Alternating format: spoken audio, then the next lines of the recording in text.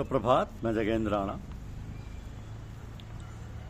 आज की हमारी आध्यात्मिक चर्चा का विषय है ध्यान योग। ध्यान योग, ध्यान योग या मराकवा से अभिप्राय आंतरिक ध्यान से है। संत मत के सारे अनुष्ठानों में भी भंडारों में यही सबसे महत्वपूर्ण अनुष्ठान है। सारे अनुष्ठानों में व भंडारों में यही सबसे महत्वपूर्ण अनुष्ठान है। परम संत महात्मा ओंकारनाथ जी साहब का कहना है कि ध्यान योग हमारे यहाँ की ग्रामर यानी व्याकरण है, इसे 1 घंटे से कम कतई नहीं करना चाहिए। इसकी महत्ता के बारे में हम लोगों ने बहुत कुछ अपने गुरुदेव से सुना है। बहुत ही कम समय में बहुत सी अमूल्य सिद्धियाँ प्रदान करने वाला ये एक बहुत सरल अभ्यास है। तो मराकबे का अर्थ किसी के लिए इंतजार करने का होता है। गजल, उपनिषद व मराकबा तीनों शब्दों का आशय एक ही स्थिति से है, यानी उसकी समीपता। तो जब हम बड़ी बेचैनी व उत्सुकता से किसी का इंतजार करते हैं तब हमारी हालत क्या होती है? उस समय कुछ भी सुनना तथा कुछ भी अन्य चीज़ देखना कतई अच्छा नहीं लगता। चाहे पड़ोस से कोई बाराती गुजर रही है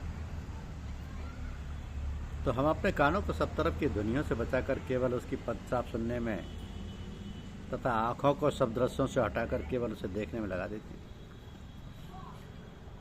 इसलिए हम अपनी आंखें बंद कर लेते हैं तथा कानों को भी अंतर्निहित कर लेते हैं कि हमें कुछ अन्य ना ही दिखाई दे और ना ही सुनाई दे। ध्यान योग के महत्व को अच्छी तरह से समझने के लिए आवश्यक है कि हम थोड़ी सी चर्चा स्थित प्रज्ञ की हालत की कर लें।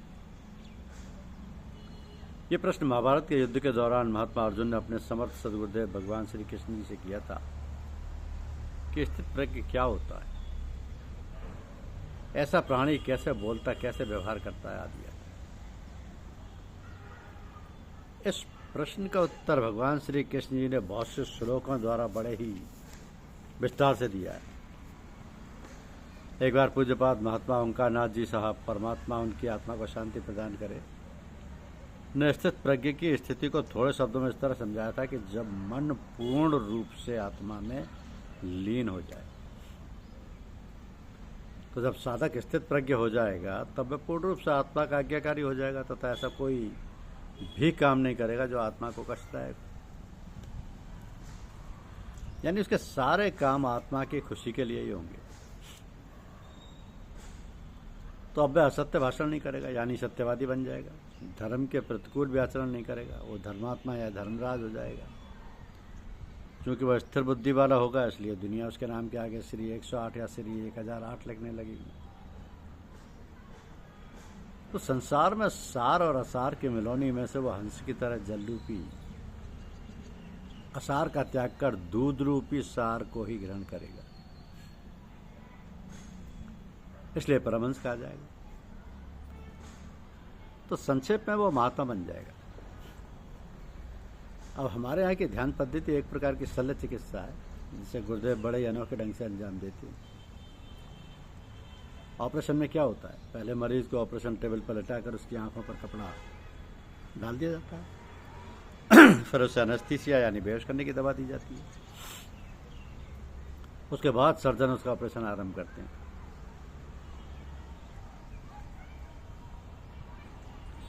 तो यहाँ साधक से गुरुदेव ध्यान हेतु अपनी आंखें बंद करने को कहते हैं।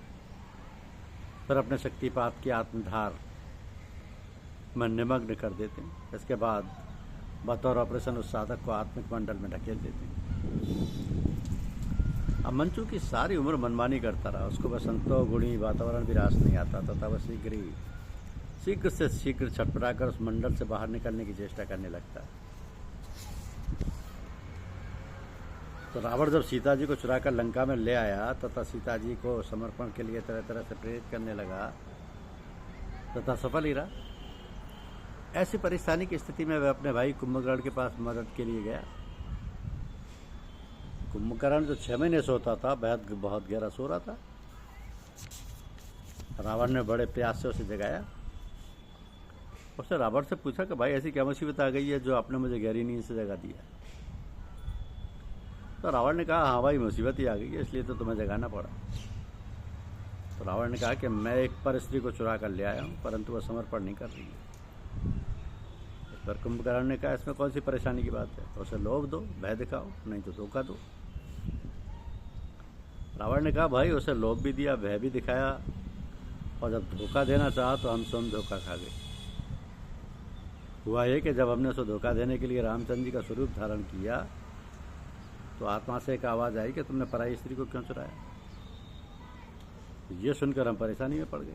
हमने जल्दी से वह देव पुरुष वाला रूप उतार फेंका तो हम जल्दी से अपने राक्षसी रूप में आ गए। हमें यहाँ सुकून मिला। तो मन जब पहली बार आत्मिक मंडल में धक्का देकर फेंका जाता है तो उसकी भी यही स्थिति होती है। उसे सतोमय वातावरण में परेशानी अनुभव होती है, जो कि रावण को देव स्वरूप धारण करने पर हुई थी। और शीघ्रतापूर्वक उस देव स्वरूप को फेंककर अपने राक्षसी स्वरूप में आ गया। परंतु गुर्जन साधक को ये क्रिया बार बार करवाते रहते हैं। थोड़े समय के बाद मन को आत्मिक मंडल में कुछ शांति का अनुभव होने लगता है। पहले पहले 1 घंटे की बैठक में 10-5 सेकंड ही आत्मिक मंडल की सैर हो पाती है, परंतु नित्य प्रति श्रद्धा युक्त अभ्यास करने से इस आनंद के अनुभव का समय बढ़ता जाता है। फिर साधक स्वयं दुनिया के झंझटों से छुट्टी पाते ही इधर आकृष्ट होने लगता है। ऐसे ही श्रीमान चचा जी साहब कहा करते थे कि छुट्टी घोड़ी भुसौरी में, छुट्टी घोड़ी भुसौरी में। तो हमारे परम दयालु गुरुदेव अपनी तवज्जो से बार बार हमें आत्मा मंडल में ढकेल ढकेल कर उसके आनंद का अनुभव करा देते हैं। उनके अथक प्रयास से कुछ समय के बाद हमें उस आत्मिक मंडल का आनंद आने लगता है। फिर अवसर मिलते ही हम बार बार उस मुकाम की सैर करने लगते हैं। कालांतर में मन पूर्ण रूप से आत्मा का आज्ञाकारी हो जाता है। आत्मा परमात्मा का अंश है, यानी जैसे समुद्र और समुद्र के पानी की बूंद। तो दूसरे शब्दों में मन परमात्मा का आज्ञाकारी हो जाता है। इस प्रकार सारे कर्म धर्म ईश्वर की इच्छा अनुकूल हो जाते हैं। वो परमात्मा का भक्त हो जाता है तथा उसके दर्शन करने में सफल हो जाता है। अब महात्माओं व योगियों ने अष्टांग योग की बहुत चर्चा की है। इस ध्यान पद्धति से अष्टांग योग स्वतः सिद्ध हो जाता है। उसके लिए अलग से प्रयास करने की जरूरत नहीं रह जाती। उसके लिए अलग से प्रयास करने की जरूरत ही नहीं रह जाती।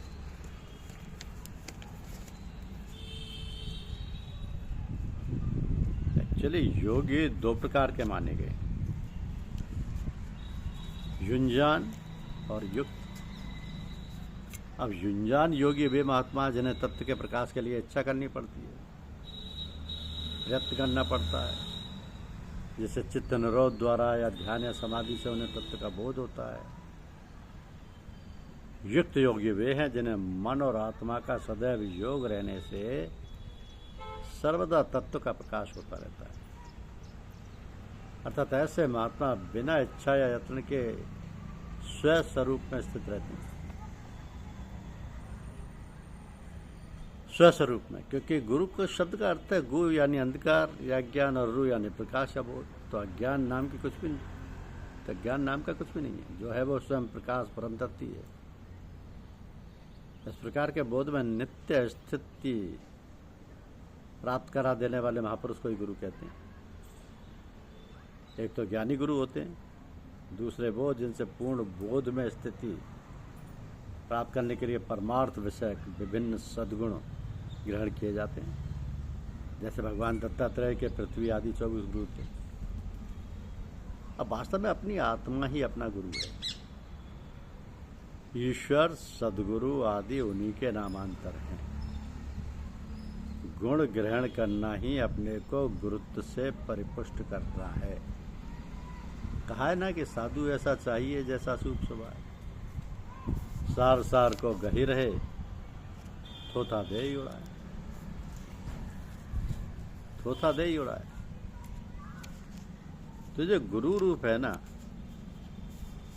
जीवन में कभी निराश मत हो। ये निश्चय रखो कि तुम्हारी आत्मशक्ति भी उतनी है जितनी संसार के बड़े बड़े महापुरुषों में थी। निश्चय, विश्वास और साधन से आत्मशक्ति का विकास करो। यदि तुम्हारा निश्चय दृढ़ है, विश्वास अटल है और साधन नियमित और नित्य हो तो इसी जन्म में तुम ऊंचे से ऊंचे ध्येय को प्राप्त कर सकते हो। अपनी शक्तिहीनता को देखकर उत्साह न छोड़ो। परमात्मा आनंद शक्ति है और अपनी शक्ति तुम्हें प्रदान करने के लिए तैयार है। निश्चय और विश्वास के बल पर उस शक्ति को ग्रहण करने की स्थिति तुम्हारी होनी चाहिए। ये स्थिति तुम अर्जित कर सकते हो गुरुदेव के आशीर्वाद से, मराकबा से, ध्यान से। धन्यवाद।